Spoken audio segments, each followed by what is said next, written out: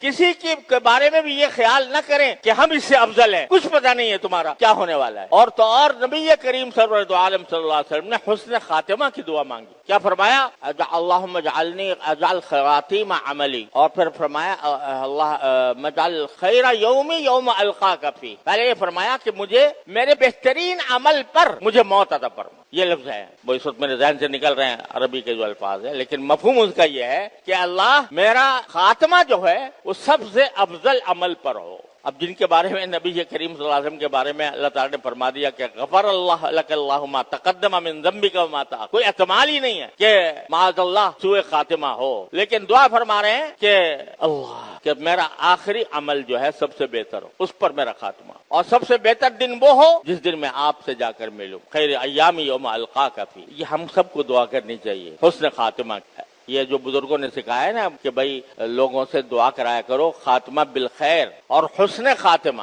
یہ معمولی بات نہیں ہے، یہ بہت بڑی دعا ہے، کیونکہ اعتبار اسی وقت کا ہے، انما العبرۃ بالخواتیم، حدیث میں فرمایا اعتبار ہے انسان کے آخری عمل کا جس پر اس کے انتقال ہو، اور آخری عقیدے کا جس پر اس کا انتقال ہو، لہذا خاتمہ بالخیر کی دعا کرنی چاہیے۔ تو جب رسول کریم صلی اللہ علیہ وسلم یہ دعا فرما رہے ہیں تو ہم اور تم کس شمار قطار میں ہیں؟ ہم کیسے اپنے آپ کو افضل سمجھ لیں، کیسے دوسرے سے بڑا سمجھ لیں، جبکہ ہمیں کچھ پتہ نہیں ہمارا انجام کیا ہونے والا۔ ارے ظاہری اعتبار سے آج عمل کر رہے ہو، الحمدللہ اچھا خاصا، اللہ تعالیٰ کا شکر ادا کرو، جو عمل کرنے کی توفیق ہو گئی ہے اس پر اللہ تعالیٰ کا شکر ادا کرو۔ یہ نہ سمجھو، یہ نہ سمجھ بیٹھو کہ اب میں سب سے افضل ہو گیا۔ ہمارے عربی زبان میں ایک کہاوت مشہور ہے کہ صلی الحائق رکعتین وانتظر البحیہ، کہ ایک جلاحہ تھا، اس کو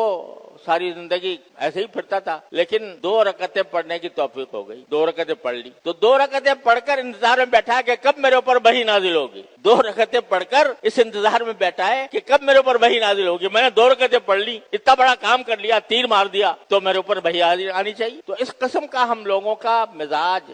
اللہ بچائے نہ ہو کہ ہم اب تھوڑا سا کام کریں اور تھوڑے سے کام کے اوپر اتنا بڑا تصور کر لیں ہم افضل ہو گئے ساری دنیا سے۔ اللہ تعالیٰ اس گھمنڈ سے، اس تکبر سے، اس عجب سے اللہ تعالیٰ ہم سب کی حفاظت فرمائے۔ تو بھائی سبق یہ ملا کہ کسی بھی شخص کو اپنے سے حقیر اور ذلیل نہ سمجھو، اپنے آپ کو کسی سے افضل نہ سمجھو، اپنا اگر تمہیں کوئی اچھا کام کرنے کی توفیق ہو گئی ہے اللہ کا شکر ادا کرو، یا اللہ آپ کا شکر ہے آپ نے نماز پڑھوا لی، یا اللہ آپ کا شکر ہے آپ مسجد میں آنے کی آپ نے توفیق دے دی، یا اللہ آپ کا شکر ہے کہ آپ نے جمعہ میں حاضر ہونے کی توفیق دے دی۔ اللہ کا شکر ادا کرو اس کی توفیق پر، دوسروں کو حقیر نہ سمجھو، دوسروں کو ذلیل نہ سمجھو، ان کا مذاق نہ اڑاؤ۔ لا يسخر قوم من قوم عسى ان يكونوا خيرا منهم ولا نساء من نساء عسى ان يكن خيرا منهن۔ اللہ تعالیٰ اپنے رحمت سے، اپنے فضل و کرم سے یہ حقیقت ہمیں سمجھنے کی اور عمل کرنے کی توفیق